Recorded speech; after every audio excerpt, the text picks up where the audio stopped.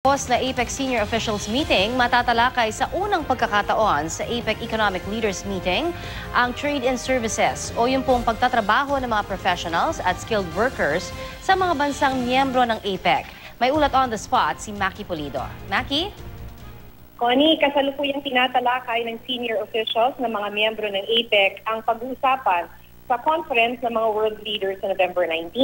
Isa sa mainit na topic na pinaplansya sa concluding senior officials meeting, o yung tinatawag nilang CSOM, ay trade-in services ng mga professionals at skilled workers.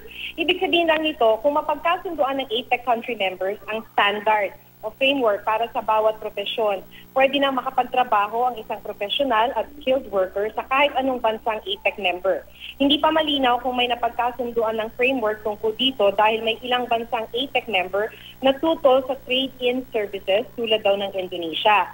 Kung sakali, ito ang unang pagkakataong tatalakayin ang trade-in services sa conference ng world leaders sa APEC Summit. Pagkatapos ng CSOM bukas, magkakabriefing kung ano na ang naplansyang agenda sa conference ng economic leaders. Pero ilang minuto lang, pinanatili ang media sa loob ng kwartong pinagdarausan ng concluding senior officials meeting sa Marriott Hotel sa Pasay. Bukas pa raw kasi yung concluding statement maging yung tinatawag nila na family photo. Connie? Maraming salamat, Maki Pulido.